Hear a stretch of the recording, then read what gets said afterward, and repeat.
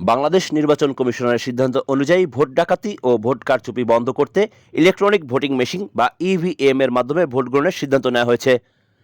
নির্বাচনে পেশি শক্তি ও অর্থের প্রয়োগ বন্ধ এবং ধর্মীয় সংখ্যালঘু সম্প্রদায় সহ সকল পর্যায়ের ভোটারের অবাধ ভোটদানের সুযোগ নিশ্চিত করার জন্যই এই সিদ্ধান্ত গ্রহণ করা হয়। এবার জানা যাক কিভাবে ইভিএম পদ্ধতিতে ভোট দিতে হয়।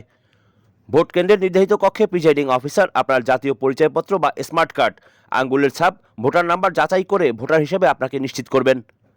এ সময় আপনার ছবি ও তথ্যাবলী একটি মনিটরের মাধ্যমে প্রদর্শিত হবে, যাতে করে সব প্রার্থীর এজেন্ট আপনার পরিচয় নিশ্চিত করতে পারেন।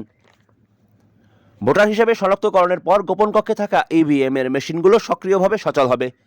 যতগুলো পদের জন্য ভোট প্রদান করতে হবে, কক্ষের ভিতরে ঠিক ততগুলো ডিজিটাল ব্যালট ইউনিট রাখা থাকবে।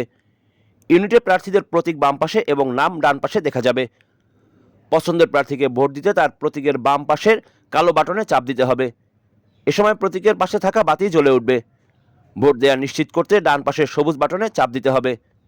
কোনো কারণবশত যদি আপনি ভুল প্রতীকে চাপ দিয়ে থাকেন, তবে সেক্ষেত্রে সবুজ বাটনে চাপ দেওয়ার আগে তা সংশোধন করতে পারবেন। ভুল সংশোধনের আগে ডান পাশের লাল বাটনে চাপ দিন। এতে ভুল করে দেয়া ভোটটি বাতিল হয়ে যাবে, ফলে নতুন করে ভোট দেওয়ার সুযোগ পাবেন। পুনরায় সবুজ বাটনে চাপ দিয়ে ভোট দেওয়ার প্রক্রিয়া সম্পন্ন করতে হবে। সবুজ বাটনে চাপ দেওয়ার পর আপনার ভোট দেওয়া প্রতীক ছাড়া বাকি সব প্রতীক মুহূর্তেই অদৃশ্য হয়ে যাবে।